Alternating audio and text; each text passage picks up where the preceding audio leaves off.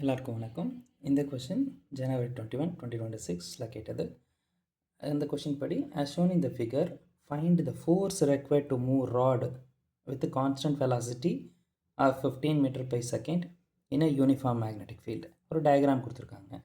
இதில் required datas என்ன கொடுத்துருக்காங்க அப்படின்னா, மேக்னெட்டிக் ஃபீல்டு கொடுத்துருக்கு, தட் இஸ் 4 டெஸ்லா.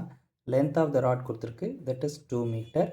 அடுத்து இதனுடைய வெலாசிட்டி கொடுத்துருக்காங்க, that is 15 metre per second. This is a constant uniform velocity. சரி, இவங்க கேட்டிருக்கிற விஷயம் என்ன அப்படின்னா ஃபோர்ஸ். அப்போ இந்த ஃபார்முலாவில் இந்த கொஷினில் இருக்கக்கூடிய ஃபோர்ஸுக்கான ஃபார்முலா வந்து F = BIL. இதுதான் நம்மளுடைய ஃபார்முலா. இதில் B கொடுக்கப்பட்டிருக்கு, L கொடுக்கப்பட்டிருக்கு, ஆனால் I மட்டும் கொடுக்கல. அப்போ ஐயை கண்டுபிடிக்கிறதுக்கு என்ன ஃபார்முலா நம்ம யூஸ் பண்ண போகிறோம்னா, E = BLV அப்படிங்கிற ஃபார்முலாலேருந்து I = E/R அப்படிங்கிற ஃபார்முலாவை சப்ஸ்டியூட் பண்ணி நம்ம வந்து ஐயோட வேல்யூ கண்டுபிடிக்க போகிறோம்.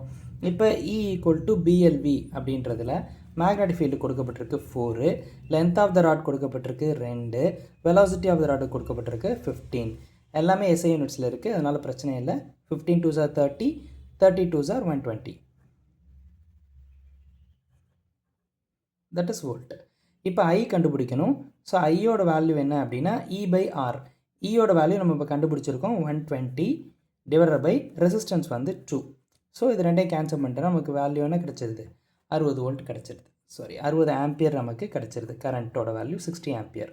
இப்போ நம்ம என்ன பண்ணலாம், ஃபோர்ஸோட வேல்யூ கண்டுபிடிக்கிறோம். ஸோ இப்போ F = BIL அப்படின்றதில் பியோட வேல்யூ அகெயின் 4, ஐயோட வேல்யூ 60 ஆம்பியர்ஸ், எல்லோட வேல்யூ 2.